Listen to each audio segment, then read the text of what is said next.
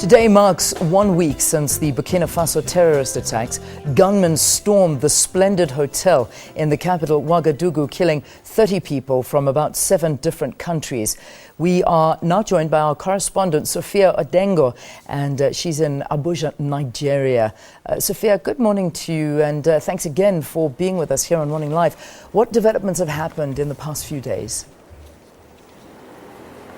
Well, Leanne, as you have mentioned, it has been a week since that attack in Burkina Faso on the Splendid Hotel and the Cappuccino Cafe across the street. The government, of course, in shock. There has been 3 days of mourning, and French forensic experts combing that area, looking for any kind of signs of, of any tripwires or explosives that have not gone on. As you know, the country has been in relative turmoil since the incident has happened because the insecurity that is surrounding the gunmen or the members of that terrorist organization that walked in, some accounts differ from one another. So at the moment, there's a deep investigation going on countrywide, but more importantly, the focus really at the scene of the crime with these experts, along with the Burkina Faso police and military authorities,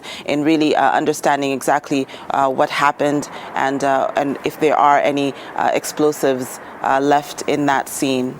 Leanne. Reports are that the attack was not a random one and comes at a time for the country when obviously it is a very, very vulnerable moment. Did these terrorists want to destabilize the country?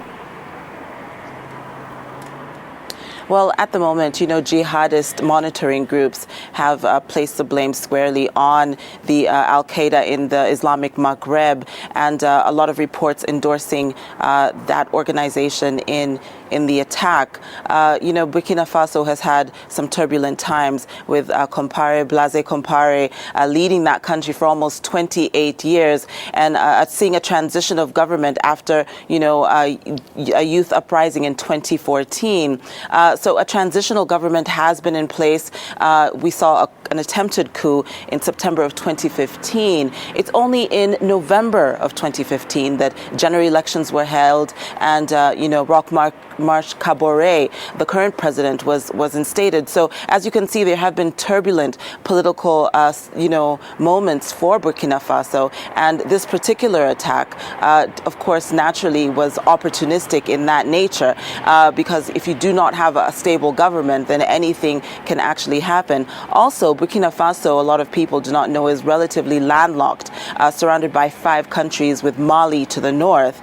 And, if you flash back to 2015, Mali itself was attacked in a very familiar way by the same group, this Murabitoun group, an affiliate to Al-Qaeda in the Islamic Maghreb, in the exact same manner, targeting a hotel where, international foreign dignitaries and persons who are not necessarily from the region were directly hit in exactly the same way. In this case, 29 to 30 fatalities and almost dozens of people, injured as a result. It's not too difficult to say that indeed this Al-Qaeda group saw the loophole and took it. Leanne. Reports also suggesting that the security situation is very, very weak in Burkina Faso. What has been said about this? Well, in terms of security, the Minister of Security in Burkina Faso has said that they are stepping up their effort in Burkina Faso by tightening borders and also conducting searches amongst its citizenry and civilians. It's interesting to note that the GIGN, a French elitist group, is partnering with the Burkina Faso government at this time in really trimming, and surrounding the military authorities with a counter-terrorism elitist force that would allow the government to deal with terrorism specifically.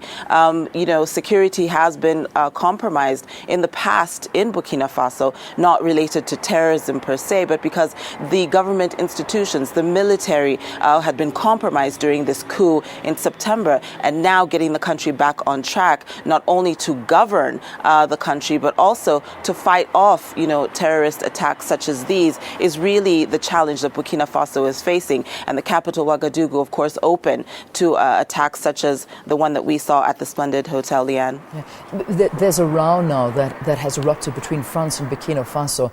France saying that 6 gunmen conducted these attacks, but Burkina Faso are insisting that only 3. What's the latest on this? Well, this has been really a bone of contention outside of the investigation that is taking place currently over this last week in Burkina Faso, in Ouagadougou.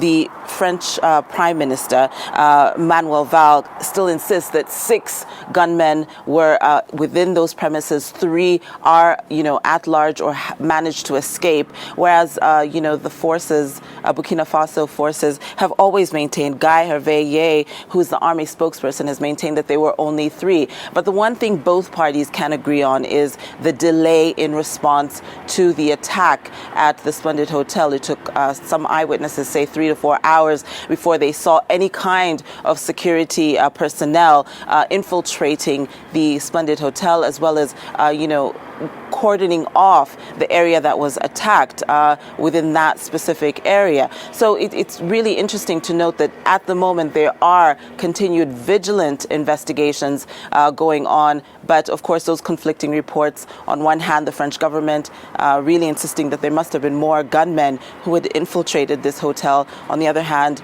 the military spokesperson in Burkina Faso really sticking to the number of 3, but at this point there are really unconfirmed numbers of the attackers within that premise. Leanne.